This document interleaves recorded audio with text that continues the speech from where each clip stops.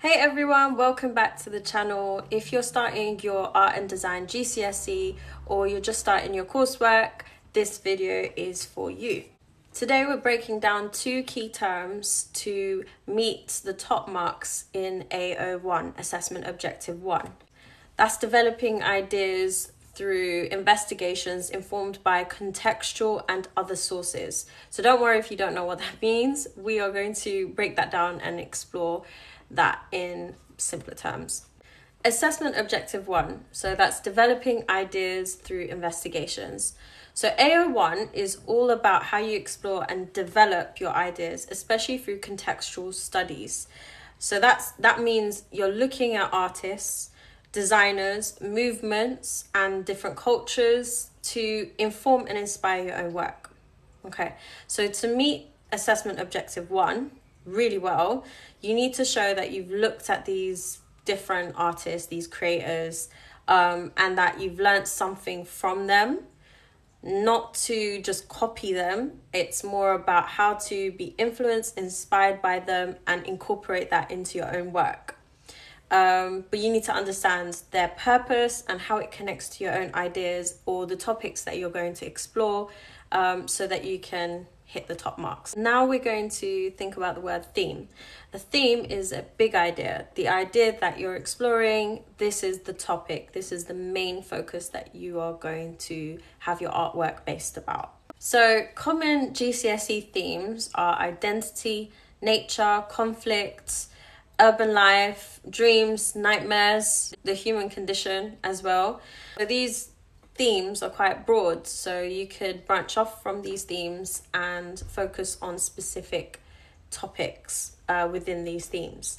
So nature, for example, there is extinction, there is natural disasters that could happen, and you can explore through that even further.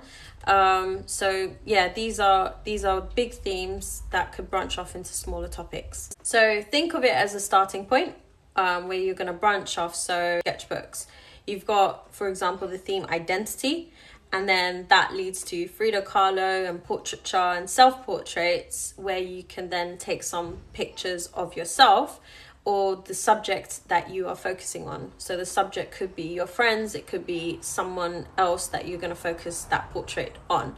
So that could be an example of the route that you take, and then you explore that person's identity or culture, for instance, and what makes them who they are.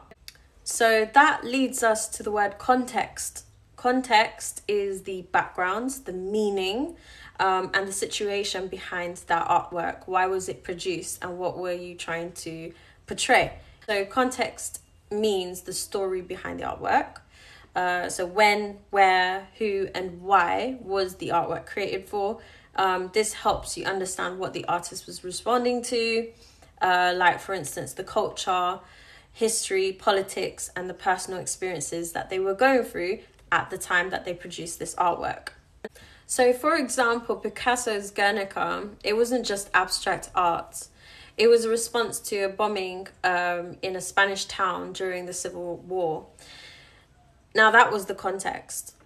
So how to annotate this in your sketchbooks is to answer questions such as what was happening in the world when this was made, what influenced the artist, and what was the message that they were trying to send. And then you can also bring in how it makes you feel, that the colors, the shades, the lines that the artist creates, and how that makes you feel as the observer. So now you're going to expand on this a bit further. And how you could do that is researching other artists around that time or other artists that have explored that particular theme. And any designers, any other types of cultural influence that could give you a different perspective. So analyze their work in your sketchbook by annotating, by explaining how things or what things appear to be. Explain how their work connects to your ideas as well. So that's part of your annotation. And show your developments through sketches, experiments, and responses. So incorporating different ideas and combining these ideas together. That's where students lose most marks, is that they copy the idea in the style of the artist and they do not then transfer it into a different way. They don't combine different methods together to show maybe two different ideas combined together. So that is something you can do and explore through sketches and experiments and layering and collage to respond to these different artist styles. And then I would also say that you need to use that knowledge to aspire for your final outcome. Now, your final outcome can't look similar to the experiments. Those experiments are to be tested to see what works, what doesn't work. And then your final outcome should be a more refined outcome. It should just be the best of those little experiments, the little parts that actually worked. And then you bring that into a final outcome. The whole point of this is to make it personal. So the examiners want to see your thoughts on paper, if that be through annotations, if that be through the way you respond through your experiments. Your thoughts need to be very clear and your ideas should be growing over time within your sketchbook. So don't just stick a piece of paper or a picture and just say, yeah, I like this. Tell us why do you like this? So you need to explain a bit further why you like this, where does it come from, why does it provoke these emotions from you as well, and how you're going to use that to influence your own final outcome as well. So it's very important. So there are pages in your book, like artist research pages, that your teacher will require from you to meet assessment objective 1.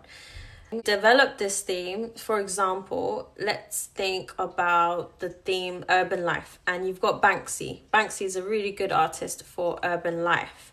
Now, the research is, who is he? Why does he use graffiti? What is his street art? What does it say about society? You might do your own experiments based on that, using your own stencil ideas. Search maybe political imagery and use your own imagery to respond to his kind of work. It shows that you're not just copying the artist's work, you're actually reflecting on political current issues and you're evolving this into your own ideas. You're developing your own responses based on that context. Urban life. Okay. Here's a checklist. Okay. Pick a theme you connect with. Go deep, not wide. So it's better off studying 2 artists and responding to that than 5 in a vague kind of way. Include your thoughts and write down short reflections. Show progression. Your work should evolve through these experiments that you have in your sketchbooks. Link everything back to your theme and what is your personal message. So all of this could be through annotations as well. So assessment objective 1 is about your journey, the research, how you reflect, how you respond, and you repeat this throughout your sketchbook. The more you think about what you're doing, the stronger your work will be and meeting those top marks. That's it for today's video. Hopefully the context and themes make it a lot more sense now that I've explained it and that you've got a clearer idea of how to meet assessment objective 1. If this helped, give it a thumbs up. Subscribe to more GCSE art tips and drop a comment if there are topics you want me to cover in our next video. Keep creating and I'll see you next time.